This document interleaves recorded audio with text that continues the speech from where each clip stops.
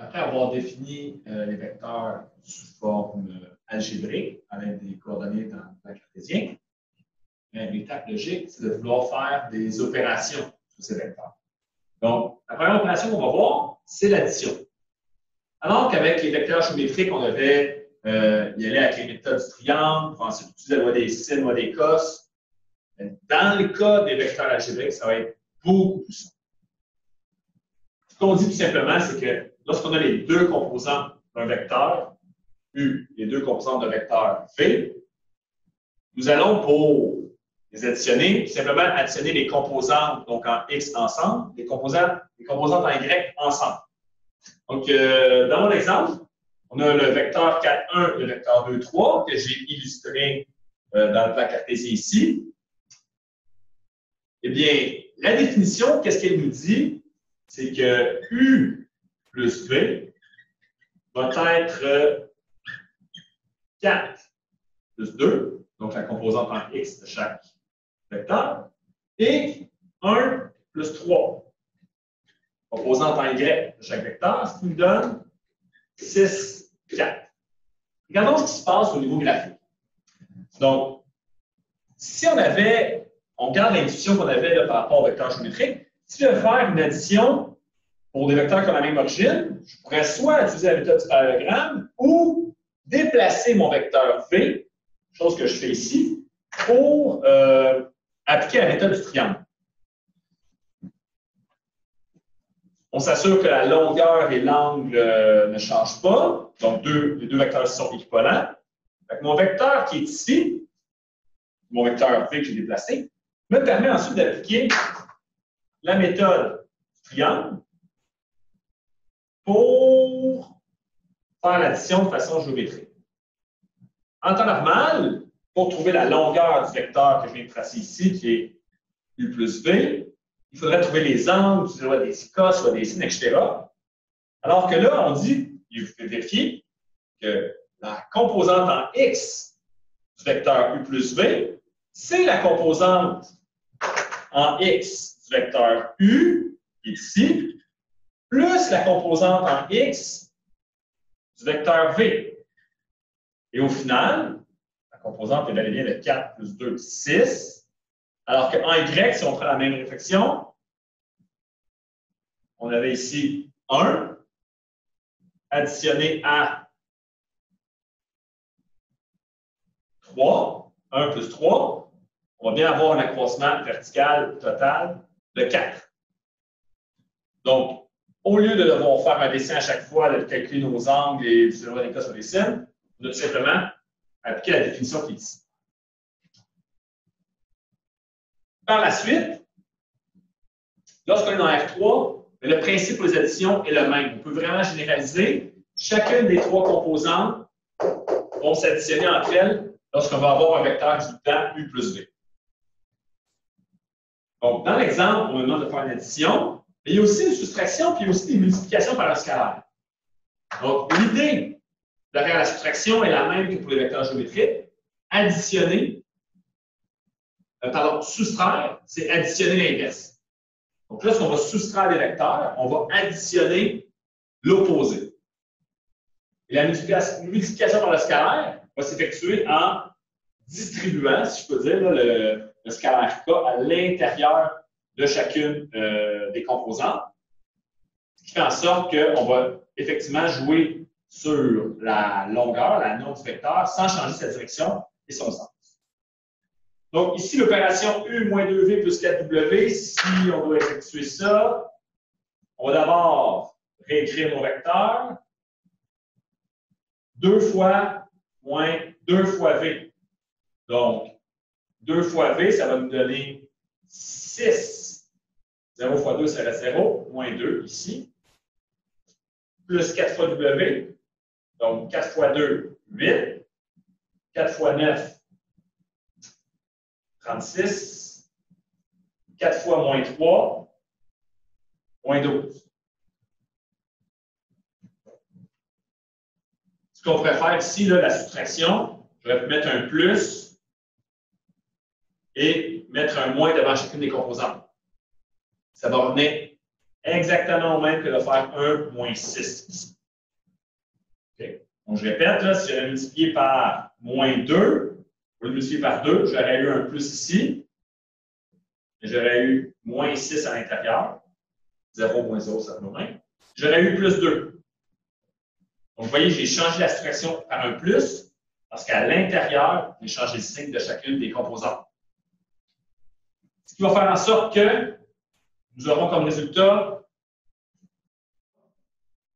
1 plus moins 6 plus 8. Donc, 1 moins 6 plus 8 comme première composante. 4 plus 0 plus 36 comme deuxième. Et 6 plus 2 plus moins 12.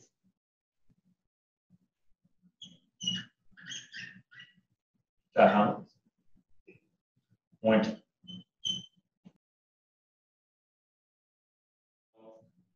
On dit que deux vecteurs vont être parallèles si on est capable d'exprimer un des vecteurs comme la multiplication par un scalaire de l'autre.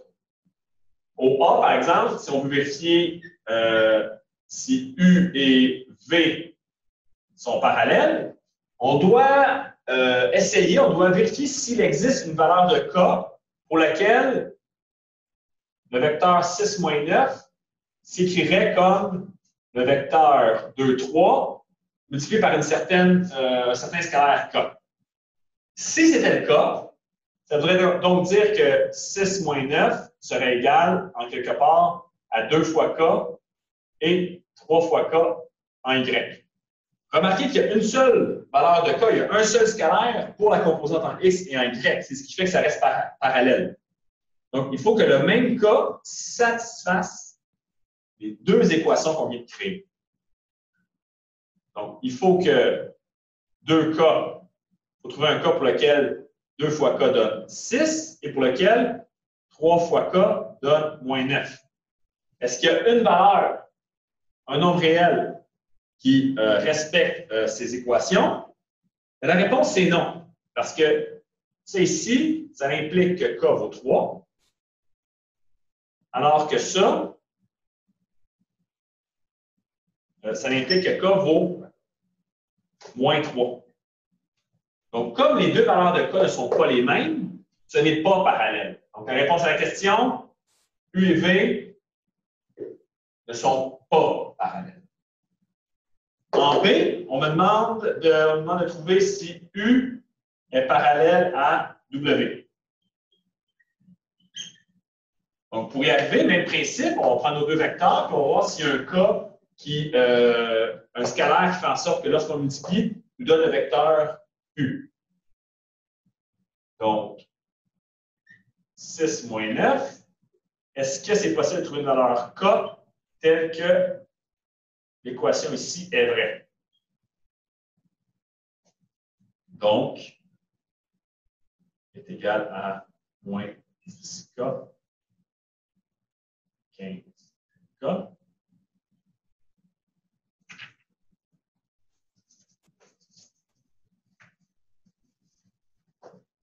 Et ça, si c'est vrai, ça voudrait donc dire que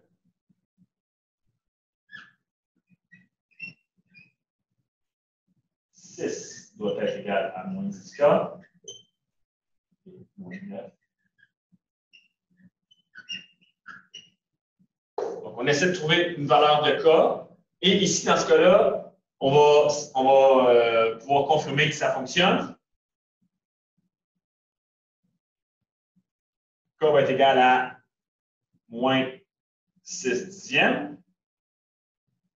Ici, K va être égal à moins 9 quinzièmes. Dans les deux cas, ça donne moins 3 cinquièmes.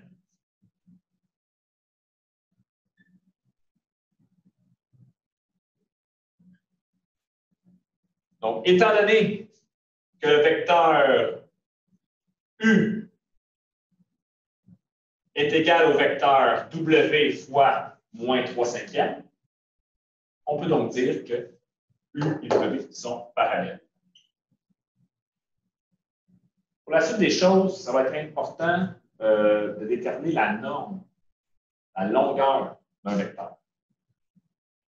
Lorsqu'un vecteur est exprimé sous sa forme algébrique, avec les composantes en x, y, z, 1, 3, on peut utiliser tout simplement une relation de Pythagore pour déterminer la norme d'un vecteur.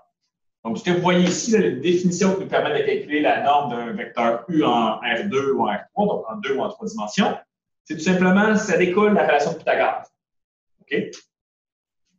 Ce qui fait en sorte que dans mon exemple 5.4.12, 5.4.12, on nous demande de trouver la norme du vecteur ici. Il faudrait d'abord trouver quel est le vecteur AB, quel est le vecteur CD, pour ensuite calculer le vecteur 2AB moins CD, puis on s'occupera de la norme par la suite. Donc ça nous fait faire un petit rappel de ce qu'on a vu précédemment.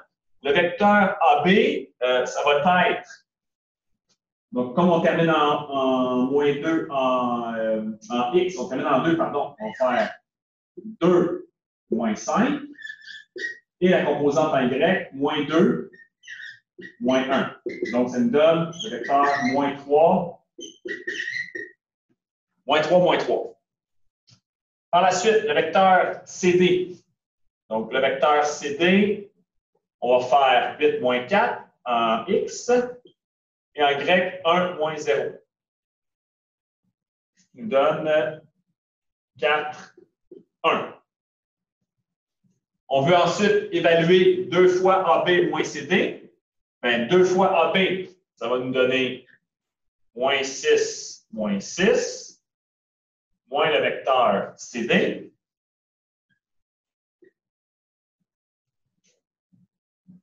Et là, pour faire l'opération, on fait moins 6, moins 4, moins 10.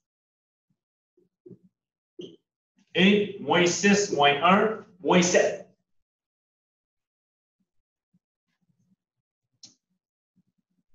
Le vecteur moins 10, moins 7 est la résultante de l'opération 2 fois AB moins CD. Vous voyez là, que lorsque je fais mes manipulations d'addition, de soustraction et de multiplication par un scalaire, à un certain point, on peut accélérer un peu le processus et les écrire directement. Là. Lorsque j'ai fait 2 fois AB, j'ai directement multiplié par 2 chacune des composantes. Tout comme lorsque j'ai soustrait, j'ai tout simplement soustrait les composantes entre elles. Okay? Maintenant qu'on me demande de calculer la norme, la norme va être égale à la racine carrée de la composante en x au carré, la composante en y au carré. Donc, relation de Pythagore appliquée au vecteur. On va faire 149. Et 149, ça donne environ, à 2 décimales près, 12,21. Donc, je vais juste rappeler avant de commencer l'exemple qu'un vecteur unitaire, c'est un vecteur de longueur 1. Dans l'exemple 5.4.13, on a un vecteur 3, moins 5, 2. Puis on me demande de trouver un vecteur qui est, comment énoncer, un vecteur qui est de sens opposé à U et de norme 4. Donc, l'élément clé ici, c'est d'abord de calculer la norme du vecteur U, ce qu'on va faire en utilisant la relation de Pythagore, une norme de racine de 38. Racine de 38, vous pouvez le pitonner si vous voulez, là, ça a une valeur numérique, bien évidemment, c'est la longueur du vecteur. Donc, imaginez-vous que le vecteur U il est dans l'espace cartésien, c'est ça, mais imaginez-vous quelque chose qui mesure racine de 38. Quelle opération je dois faire pour qu'il mesure, qu'il devienne unitaire, ce vecteur? Donc, je vais le diviser par racine de 38. Je vais le diviser par le nombre de parties qu'il mesure. Racine de 38, ça donne 6,16. Ça mesure 6,16. Si je divise en 6,16 parties, ce qui va rester va être de longueur 1. Donc, ma première étape ici, ça va être de prendre mon vecteur U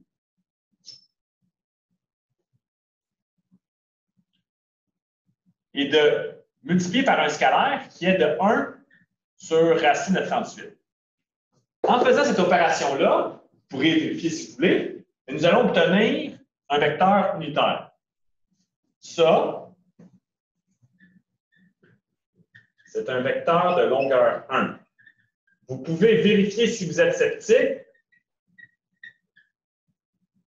Donc, si vous êtes sceptique sur le fait que ce soit un vecteur unitaire, mettez ça au carré, mettez ça au carré, mettez ça au carré, additionnez, faites la racine carrée, vous allez voir, ça va vous donner 1. Mais la question, c'est d'avoir un vecteur de longueur 4 qui est de sens opposé au vecteur U. Et maintenant que j'ai divisé par racine 38 pour avoir, donc, j'ai divisé par la norme du vecteur U pour avoir une longueur 1, ce qui me resterait à faire, ce serait de multiplier ce vecteur-là par 4. Donc, je prends ce vecteur et je le multiplie par 4. 4 fois le vecteur suivant va être de longueur 4.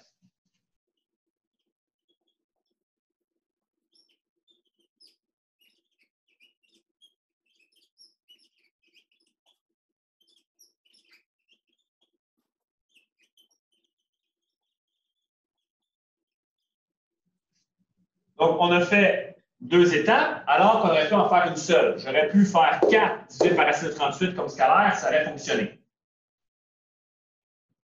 On n'a pas tout à fait terminé, puisque la question, c'est d'avoir un vecteur qui est de sens opposé. Donc, pour être de sens opposé à U, ce qu'on doit faire, finalement, c'est tout simplement de prendre l'opposé du vecteur U, c'est-à-dire multiplier par -1. Donc, j'ai d'abord divisé par racine de 38, donc divisé par la norme de U pour avoir un vecteur unitaire. J'ai multiplié par 4 ce vecteur qui devient de longueur 4, et je termine en multipliant par -1 pour qu'il soit de sens opposé à U. Donc, le vecteur ici est de norme 4 et opposé à U. Si on aurait voulu faire plus simple, on aurait pu, dès le début, prendre notre vecteur U, diviser par sa norme, donc peu importe ce vecteur, et multiplier par -4. Donc, ça ici, pour n'importe quel vecteur U, quand on divise par sa norme, ça devient un vecteur unitaire. Lorsqu'on multiplie par -4, on le rend de longueur 4, opposé à U. Donc, ici, hein, on aurait pu faire l'opération suivante. Ça aurait exactement donné la même chose.